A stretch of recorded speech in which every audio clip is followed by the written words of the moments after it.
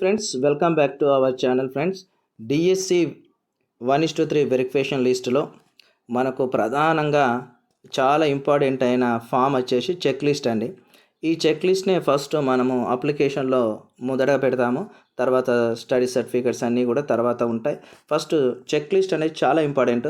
ఈ చెక్ లిస్ట్ను ఏ విధంగా మనము రింపాలి, ఏ విధంగా ఫుల్ఫిల్ చేయాలి అనే విషయాన్ని ఈ వీడియోలో మీకు క్లియర్గా అర్థమయ్యే రీతిగా చెప్తాను. ఒకసారి చాలామంది నన్ను అన్న చెక్ లిస్ట్ అంటే ఎట్లుంటుంది, ఏంది, ఎలా రింపాలి అని చెప్పేసి చాలామంది అడిగినారు.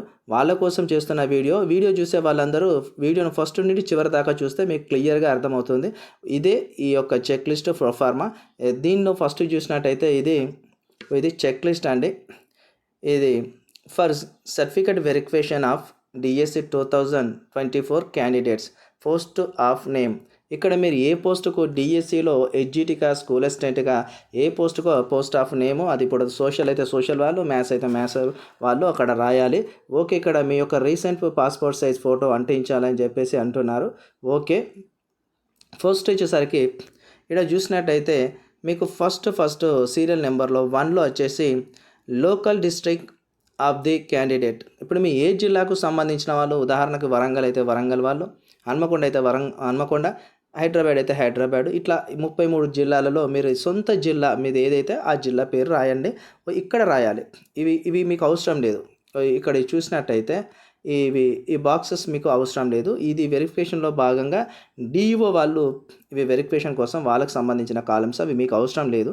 మీకు కేవలం అవసరం ఉన్న కాలమ్స్ వచ్చేసి ఈట్ సైడ్ ఉన్న కాలమ్స్ అండ్ ఈడ్ వరకు, ఈ ఫస్ట్ డబ్బా కాలం వరకు మీకు అవసరం, అంతే తప్ప అవసరం లేదు. ఓకే, సెకండ్ వచ్చేసి పోస్ట్ అప్లైడ్ డిస్ట్రిక్ట్. మీరు ఏ జిల్లాకి సంబంధించిన పోస్ట్ అప్లై చేస్తున్నారు అంటే, ఉదాహరణకు హెచ్వైడి అయితే హెచ్వైడికి సంబంధించిన వాళ్ళు అన్నమాట. అంటే కొంతమంది ఏం చేస్తున్నారంటే, కొంతమంది నాన్ లోకల్ కింద కూడా అప్లై చేసినారు కదా, అందుకనే పోస్ట్ ఫర్ అప్లైడ్ అని అంటున్నాడు. అందుకనే పోస్ట్ అప్లైడ్ అంటున్నాడు. డిస్ట్రిక్ట్ వచ్చేసి హెచ్వైడి అనుకోవచ్చు. మీరు హెచ్వైడి వాళ్ళైతే అప్లైడ్ డిస్ట్రిక్ట్, హెచ్వైడి అయితే హెచ్వైడి, లేకపోతే వేరే జిల్లా, ఇట్లా పెట్టేసుకోండి.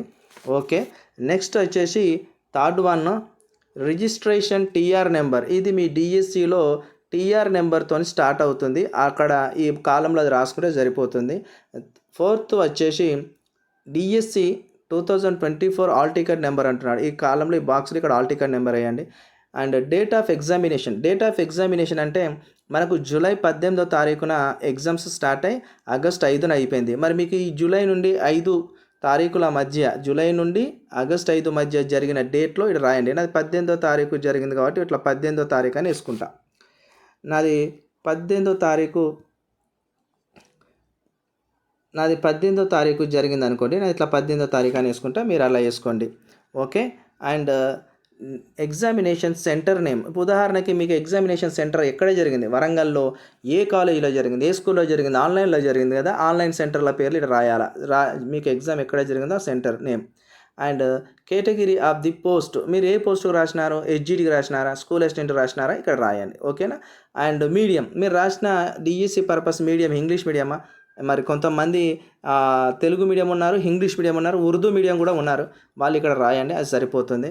అదేవిధంగా 9th వన్ వచ్చేసి, ఈ 9th వన్ కాలం వచ్చేసి క్యాండిడేట్ నేమ్ విత్ సర్నేమ్. మీ సర్నేమ్తో సహా ఇక్కడ ఉదాహరణకి మీ ఇంటి పేరు ఏదైనా ఉందనుకోండి, జోగులా అని ఉంటే జోగులా అని, గజ్జల అంటే గజ్జల అని అట్లా రాసుకోనండి. మీ ఇంటి పేరు అట్లా ఉంటే సర్నేమ్తో సహా రాయండి. ఇక్కడ ఫాదర్ నేమ్ అన్నారు, ఫాదర్ నేమ్ కూడా రాయండి. అండ్ ఇక్కడ వచ్చేసి మదర్ నేమ్, ఇక్కడ 11th వన్ వచ్చేసి మదర్ నేమ్, ఇక్కడ మదర్ నేమ్ రాయండి. అండ్ ఇక్కడ డేట్ ఆఫ్ బర్త్ ఇక్కడ ఇచ్చినారు, 12th column date of birth as for SSC equivalent. అంటే మన ఎస్ఎస్సిలో ఏ విధంగా ఉందో ఆ విధంగా రాయాలంట డేట్ ఆఫ్ బర్త్. సొంతగా ఇప్పుడు కొంతమందికి డేట్ ఆఫ్ బర్త్లో కొన్ని చేంజెస్ ఉంటాయి. సర్టిఫికెట్లో ఒకటి ఉంటుంది, రియల్ డేట్ ఆఫ్ బర్త్ ఒకటి ఉంటుంది. అట్లా మీ సర్టిఫికెట్స్లో ఉన్నది రాసుకోండి. ఓకే, జెండర్, మీరు మేల్ అయితే మేలు, ఫీమేల్ అయితే ఫీమేల్. అండ్ 13th వచ్చేసి community and caste certificate number with date of issue. ఇక్కడ మనము క్యాస్ట్ సర్టిఫికెట్ పైన మనకు ఉంటుంది, మనకు డేట్ ఏ రోజున ఇష్యూ అయింది ఆ డేట్ ఒకటిను, ఆ క్యాస్ట్ సర్టిఫికేట్ నెంబర్ టీజీతో స్టార్ట్ అవుతుంది, అది వేసుకుంటే సరిపోతుంది. అండ్ ఇక్కడ 15th వచ్చేసి do you have any physical disability with 40% above అంటున్నారు. ఇక్కడ మీకు ఎంత పర్సెంట్ ఫిజికల్ హ్యాండిక్యాప్డ్ వాళ్ళకు ఉందో అది ఇక్కడ వేయండి. సదరం సర్టిఫికేట్ యొక్క నెంబర్ కూడా ఇలా రాస్తే బెటర్. అదేవిధంగా ఈడబ్ల్యూఎస్ వాళ్ళ సర్టిఫికేట్ కూడా ఇందులో రాయండి. ఓకే, ఎక్స్ సర్వీస్ మ్యాన్ వాళ్ళది కూడా ఇక్కడ రాయండి. ఇక్కడ ఈడబ్ల్యూఎస్ ఉంటే ఎస్ అని పెట్టండి, లేకపోతే నో అని పెట్టండి. ఎక్స్ సర్వీస్ మ్యాన్ ఎస్ అయితే ఎస్ అని పెట్టండి, లేకపోతే నో అని పెట్టండి. మీరు గవర్నమెంట్ తెలంగాణ ఎంప్లాయీస్ ఆల్రెడీ అయితే మీరు ఎన్ఓసి ఉంటే దానికి సంబంధించిన డీటెయిల్స్ ఇలా రాయండి. ఇక్కడ నెక్స్ట్ 19th వచ్చేసి ఇక్కడ మనకి ఇది క్రిమినల్ కేసెస్ ఏమన్నా మీ దగ్గర అంటే క్రిమినల్ కేసెస్ ఏమన్నా వాటిలో మీరు ఉన్నట్టయితే ఎస్ అని పెట్టుకోండి. ఎస్ అని పెట్టుకుంటే ఆ కేసుకు సంబంధించిన డీటెయిల్స్ వేయాల్సి ఉంటుంది, లేకపోతే నో అని పెట్టేసండి అయిపోతుంది. And are you claiming sports reservation details అంటున్నారు. ఇక్కడ స్పోర్ట్స్ ఉంటే మీకు ఇప్పుడు sports certificate 1 international, 2 national and 2 international, 3, 4 కూడా ఇచ్చినారు. అట్లా మీ సర్టిఫికేట్స్ ఏదైతే ఉందో ఇక్కడ కాలంలో 1 అయితే 1, 2 అయితే 2, 3 అయితే 3 ఇట్లా ఇవ్వండి. ఓకే, ఇక్కడికి వచ్చేసిన తర్వాత మనకి ఇది మెయిన్ ఇంపార్టెంట్ అండి. ఇది మన లోకల్ నాన్ లోకల్గా నిర్ధారించే ఏరియా. ఇది చాలా ఇంపార్టెంట్. ఇక్కడ చూసినట్టయితే study particulars to be filled by the candidates అంటే డిస్ట్రిక్ట్ మీరు ఏ జిల్లాలో చదివినారో ఆ జిల్లా, ఆ స్కూల్ పేరు, ఆ అకాడమిక్ ఇయర్ ఇలా రాయాలా. ఇక్కడ ఏ క్లాస్ నుండి, ఫస్ట్ క్లాస్ నుండి. ఉదాహరణకు ఫస్ట్ క్లాసు మీరు నవోదయ స్కూల్లో చదివినారనుకోండి, ఇక్కడ నవోదయ స్కూల్ పేరు రాయాలి. ఉదాహరణకి మీరు ఫస్ట్ క్లాస్ వచ్చేసి ఇక్కడ వరంగల్ జిల్లాలో చదివినారనుకోండి, వరంగల్ జిల్లాలో చదివినారు, స్కూల్ పేరు వచ్చేసి నవోదయ, అకాడమిక్ ఇయర్ వచ్చేసి 1998 to 1999 ఇట్లా వేయాలన్నమాట. ఇట్లా మీరు ఏ క్లాస్ వరకు వేయాలి, 2nd, 3rd, 4th, 5th, 6th, 7th వరకు మీరు ఇదే విధంగా మీరు ఇలా రాసుకుంటూ పోవాలి. దీని ఎదురుగా ఉన్న కాలమ్స్లో మీరు రాసుకుంటూ వెళ్తే మీకు క్లారిటీ ఉంటుందన్నమాట. 7 సంవత్సరాలు ఎక్కడ మీరు ఏ జిల్లాలో చదువుతారో అదే మీ స్థానికమైన జిల్లా, అంటే అది మీ లోకల్ జిల్లా అవుతుంది. ఓకేనా. ఎవరైనా చాలామంది మరి ఇక్కడ చదివిన మా కాలం నాటి స్కూల్స్లు ఇప్పుడు లేవు వాడుకలో. మా పరిస్థితి ఏంటంటే మీరు ఎమ్మటే తహసీల్దార్ ఆఫీస్కి వెళ్ళి, ఎంఆర్ఓ ఆఫీస్కి వెళ్ళి ఎన్ఓసి పట్టుకొచ్చుకుంటే సరిపోతుంది. ఓకేనా. అండ్ ఇక్కడ ఇది వచ్చేసి ఇది 10th క్లాస్ సంబంధించిన డీటెయిల్స్. ఇక్కడ ఫస్ట్ 21 కాలం సీరియల్ నెంబర్ వచ్చేసి నేమ్ ఆఫ్ ద బోర్డు. చాలామంది ఇప్పుడు చాలామంది వచ్చేసి స్టేట్ బోర్డు కూడా రాస్తారు, స్టేట్ బోర్డు రాస్తారు. అదేవిధంగా కేంద్రీయ విద్యాలయాలు ఉంటాయి. అదేవిధంగా ఇప్పుడు నేను చెప్పాను కదా central schools teachers, central schools ఉంటాయి, వాటికి సంబంధించిన బోర్డు నేమ్ ఉంటుంది. మనది బోర్డ్ ఆఫ్ సెకండరీ ఎడ్యుకేషన్ అని మన తెలంగాణలో ఉంది, ఆ పేరు రాయండి. అదేవిధంగా ఇక్కడ వచ్చేసి సెకండ్ మీ యొక్క ఎస్ఎస్సి హాల్ టికెట్ నెంబర్ ఇక్కడ రాయండి. అదేవిధంగా డేట్ ఆఫ్ పాసింగ్ ఇక్కడ రాయండి. ఓకేనా. అండ్ జీపీఏ ఇప్పుడు జీపీఏ విధానం ఉంది, మనప్పుడు మార్క్స్ ఉంటే మార్క్స్ ఇలా రాయండి. ఓకే, సరిపోతుంది. అండ్ ఇక్కడ 10+12 అంటే 12వ తరగతి వరకు, అంటే ఇక్కడ మనకు ఇంటర్మీడియట్ అనమాట. ఇప్పుడు ఇంటర్మీడియట్లో ఇక్కడ రాసే వాళ్ళు ఏం రాయాలంటే ఇంటర్మీడియట్లో ఈ యొక్క 25 నెంబర్ కాలంలో మీ గ్రూప్ ఏంటి, ఈ 25 నెంబర్ కాలంలో మీ గ్రూప్ ఏంటి. మీ గ్రూప్ వచ్చేసి ఎంపీసీ అయితే ఎంపీసీ, బైపీసీ అయితే బైపీసీ, సిఈసి అయితే సిఈసి, హెచ్ఈసి అయితే హెచ్ఈసి, ఎంఈసి అయితే ఎంఈసి ఇలా రాయండి. నెక్స్ట్ వచ్చేసి name of the board of university, అంటే ఇప్పుడు మనది ఏదాని కిందకి వస్తుంది, ఇంటర్మీడియట్ అనేది బోర్డ్ ఆఫ్ ఇంటర్మీడియట్ కిందకి వస్తుంది. ఇక్కడ ఇంటర్మీడియట్ రాయండి. హాల్ టికెట్ నెంబర్, ఇది intermediate hall ticket number. And passing year, intermediate మీరు ఎప్పుడు పాస్ అయినారో 2024, 25 లేకపోతే 26, 27 ఇట్లా ఉంటుంది కదా ఇయర్, ఆ ఇయర్ ఇక్కడ వేయండి. అక్కడ మనకు మ్యాక్సిమం మార్కులు ఎన్ని ఉంటాయి బోర్డ్ ఆఫ్ ఇంటర్మీడియట్లో, మనకు టోటల్గా మనకు 1000 మార్కులు ఉంటాయి. దాంట్లో మ్యాక్సిమం మీకు ఎన్ని మార్కులు వచ్చినాయి అవి రాయండి. అదేవిధంగా దాని పర్సంటేజ్ కూడా ఇక్కడ వేసుకోనండి, సరిపోతుంది.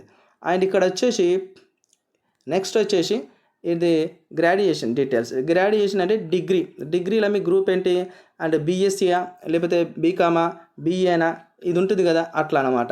మీకు బీఏ అయితే బీఏ, బీఎస్సీ అయితే బీఎస్సీ, బీకామ్ అయితే బీకామ్ ఇలా రాసుకోండి కాలమ్స్లో ఈ గ్రూప్ ఎదురుగా. అదేవిధంగా నేమ్ ఆఫ్ ది బోర్డు ఏముంటుంది మనకు, కాకతీయ యూనివర్సిటీ ఉంటుంది, అదేవిధంగా ఉస్మానియా ఉంటుంది. అదేవిధంగా మీరు ఎక్కడైనా ఓపెన్ యూనివర్సిటీ చేస్తే ఆ ఓపెన్ యూనివర్సిటీ పేరు కూడా ఇలా రాసుకోరండి. Hall ticket number, degree hall ticket number ఇక్కడ వేసుకుంటే సరిపోతుంది.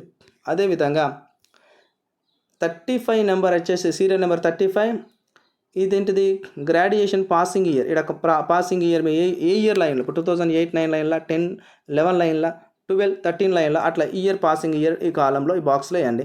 మ్యాక్సిమం స్కోర్ ఎంత ఉన్నదో అంత వేయండి. అండ్ మార్క్స్ స్కోర్ మీ ఎంత సాధించాలో అంత వేయండి. దాని పర్సంటేజ్ కూడా ఇందులో వేయండి, సరిపోతుంది. ఓకే. అండ్ ఇక్కడ వచ్చేసి పోస్ట్ గ్రాడ్యుయేషన్ అంటే పీజీలో మీ గ్రూప్ ఏంది, ఎంఎస్సీయా లేకపోతే ఎంఏనా ఎంకామా ఏదైతే అది ఇలా రాయండి. And name of the university, ఇప్పుడు మీరు క్యాంపస్ స్టూడెంట్స్ ఉంటారు, ఇప్పుడు నేనైతే కాకతీయ యూనివర్సిటీ క్యాంపస్ స్టూడెంట్ని. అట్లా మీరు ఉస్మానియానా, కాకతీయ, లేకపోతే కొన్ని ఏమైనా ఆంధ్ర యూనివర్సిటీలో చదివిరా, ఓపెన్ యూనివర్సిటీ చదివిరా, ఆ చదివిన యూనివర్సిటీల యొక్క పేరు అనమాట ఇక్కడ రాసుకోవాలి. హాల్ టికెట్ నెంబర్ వచ్చేసి PG hall ticket number, date of passing year అంటే మీరు 2013 లైన్లో 14 లైన్లో ఆ ఇయర్ పాసింగ్ చేసుకుంటే సరిపోతుంది. మ్యాక్సిమం ఎన్ని మార్క్స్లోనే మీరు ఎంత సాధించారు, 14 నెంబర్ వచ్చేసి మార్కుడ్ స్కోర్ మీరు ఎంత సాధించారు ఇలా వేయండి. అదేవిధంగా పర్సంటేజ్, మీ పీజీ పర్సంటేజ్ ఎంత ఉన్నదో అంతే అలా వేస్తే సరిపోతుంది. ఇక్కడికి వచ్చిన తర్వాత ఇది ప్రొఫెషనల్ క్వాలిఫికేషన్ డీటెయిల్స్ అంటున్నారు. ప్రొఫెషనల్ క్వాలిఫికేషన్ డీటెయిల్స్ అంటే ఏం లేదండి, మీది బిఎడ్ డిఎడ్ ఉంటుంది కదా, అదే మీ ప్రొఫెషనల్ వృత్తి విద్య కోర్సులు కాబట్టి వాటిని అట్లానే అంటారు, మీకు తెలుసు. ఓకే, ఇక్కడికి వచ్చేసి కోర్సు ఈజ్ కంప్లీటెడ్, ఎప్పుడు కంప్లీట్ అయింది, ఓకేనా. అండ్ కోర్స్ నేమ్ బిఎడా డిఎడా, అది కాలేజీ నేమ్ అంటే ఇది ఇప్పుడు మనకు బిఎడ్ వచ్చేసి యూనివర్సిటీ స్థాయికి వస్తుంది, డిఎడ్ వచ్చేసి స్కూల్ ఎడ్యుకేషన్ స్థాయికి వస్తుంది, అది పెట్టేసుకోవాలా. అదేవిధంగా కాలేజ్ నేమ్, మీ బిఎడ్ కాలేజ్ నేమ్ రాసుకుంటే సరిపోతుంది. అదేవిధంగా ఇక్కడికి వచ్చిన తర్వాత ఇక్కడ ఏమంటున్నారు, ప్రొఫెషనల్ క్వాలిఫికేషన్స్ డీటెయిల్స్లో 50వ మెథడ్ 1. ఇప్పుడు ఉదాహరణకు నాది సోషల్, నా సోషల్లో మెథడ్ 1 నాకు ఏమొస్తుంది, సోషల్ వస్తుంది. 2 ఏమొస్తుంది, ఇంగ్లీషో లేకపోతే తెలుగో ఏదో ఒకటి వస్తుంది. అట్లా మీ మెథడ్ ఏదైతే అది రాసుకోండి. And BEd hall ticket number రాసుకోండి. అదేవిధంగా ప్లేస్ ఆఫ్ స్టడీ అంటే ఏ జిల్లాలో చదివారు, అదేవిధంగా పాసింగ్ ఇయర్ రాసుకోండి, మ్యాక్సిమం మార్క్స్ ఎన్ని, అదేవిధంగా పర్సంటేజ్ ఎన్ని, స్కోర్డ్ మార్కులు ఎన్ని, ఇవన్నీ ఇలా రాసుకుంటే సరిపోతాయి. ఇక్కడ వచ్చేసి మీ మార్కులు వేసుకోండి, ఇక్కడ మీ పర్సంటేజ్ వేసుకోండి, ఇక్కడ స్కోర్డ్ మార్కులు వేసుకుంటే సరిపోతుంది. ఇక్కడ ఇది మెయిన్ ఇంపార్టెంట్ అండి, ఇది చాలా ఇంపార్టెంట్ ఇది. ఎందుకనంటే ఇక్కడ వచ్చేసి ఇగో ఏమంటున్నారు, TS TET, AP TET, C TET details అంటున్నారు. ఇది మెయిన్ ఇంపార్టెంట్, ఇది మంచిగా రాసుకోండి. ఎందుకంటే ఇలా మనకు టీఎస్ టెట్ ఇచ్చిండు, ఏపీ టెట్ ఇచ్చిండు, అండ్ సి టెట్ ఇది సెంట్రల్ టెట్. దీని డీటెయిల్స్ ఏదైతే ఉందో మీరు అప్పుడు రాసింది ఎప్పటికి వెళ్ళంటే అన్నాడు, జూన్ 2, 2014 నుండి అంటున్నాడు. అప్పుడు మీరు ఏ ఇయర్లో రాసిరు ఆ ఇయర్కి సంబంధించిన ఇయర్ వేయండి, దాని హాల్ టికెట్ నెంబర్ వేయండి. అండ్ క్వాలిఫై సబ్జెక్టు మీరు ఎస్ఏనా, స్కూల్ అసిస్టెంటా ఏదో ఉంటారు కదా, దానికి సంబంధించిన పేపర్ 1 అయితే పేపర్ 1, పేపర్ 2 అయితే పేపర్ 2, అండ్ పాసింగ్ డేట్ కూడా వేయండి, ఓకేనా. అదేవిధంగా టెట్ మీడియం ఏంటి, మీరు ఇంగ్లీష్ మీడియం రాసిరా, తెలుగు మీడియం రాసిరా, టోటల్ మార్క్స్ ఎన్ని ఆ మార్క్స్, అదేవిధంగా స్కోర్డ్ మార్క్స్ ఎన్ని ఆ మార్క్స్. 150కి 150, మీరు సాధించింది ఎంత, మీరు సాధించింది 85 మార్కులు, అట్లా వేసుకోవాలన్నమాట. ఓకే, ఇక్కడికి వచ్చిన తర్వాత ఇది మెయిన్ ఇంపార్టెంట్ అండి, ఇది మీకు లైఫ్లో మంచిగా యూజ్ అవుతుంది. ఎట్లా యూజ్ అవుతుంది అంటే మీకు ప్రమోషన్స్ రావాలన్నప్పుడు ఇది చాలా ఇంపార్టెంట్గా వ్యవహరించే జోన్. ఎందుకంటే ఇది గవర్నమెంట్ స్కూల్, ఈ గవర్నమెంట్ స్కూల్స్ ఇవన్నీ కూడా అర్బన్ జిల్లాలో ఉంటాయి కాబట్టి ఈ జిల్లాలలో మీరు ఫస్ట్ ప్రియారిటీ ఇస్తే 1 పెట్టుకోండి. అదేవిధంగా లోకల్ బాడీ, ఇది జిల్లా పరిషత్ హై స్కూల్ అంటారు ఇష్టం, జడ్పిహెచ్ఎస్, ఇవి గ్రామీణ ప్రాంత జిల్లాలలో ఉంటాయి, వీటిని లోకల్ బాడీ స్కూల్ అంటారు. దీని ప్రిపరేషన్ 2 అయితే 2 పెట్టుకోండి.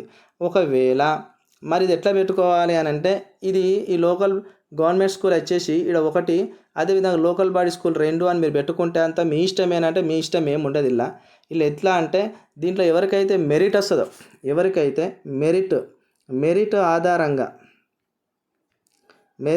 ఆధారంగా ఇక్కడ ఇస్తారు అవకాశం.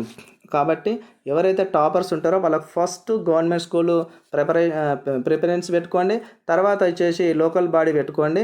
గవర్నమెంట్ స్కూల్లో ఏంటంటే ఇవి మొత్తం అర్బన్ జిల్లాలలో ఉంటాయి. ఇక్కడ ప్రమోషన్ పొందడానికి చాలా ఈజీ టైం ఉంటుంది, చాలా అతి తక్కువ టైంలో గవర్నమెంట్ స్కూల్లో టీచర్ అయిన అనుకోండి, అంటే ఈ యొక్క అర్బన్ స్కూల్ టీచర్స్ మీరు అయితే మీకు ప్రమోషన్ అనేది తొందరగా మీకు ప్రమోషన్స్ దొరుకుతాయి. ప్రిన్సిపల్ స్థాయి వరకు, హెడ్ మాస్టర్ స్థాయి వరకు పోతారు. ఈ లోకల్ బాడీ స్కూళ్ళల్లో చాలామంది ఉంటారు కాబట్టి మీ ముందు ఇక్కడ ప్రమోషన్స్ కొద్దిగా తగ్గుతాయి, కొద్దిగా టైం పడుతుంది, అట్లా అన్నమాట.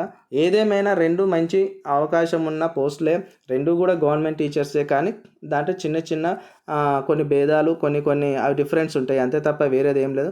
మీకు ఇక్కడ ప్రిఫరెన్స్ ఫస్ట్ గవర్నమెంట్ స్కూల్కి అయితే ఒకటి ఇచ్చుకోండి, లోకల్ బాడీ స్కూల్కి ఇస్తే 2 ఇచ్చుకోండి.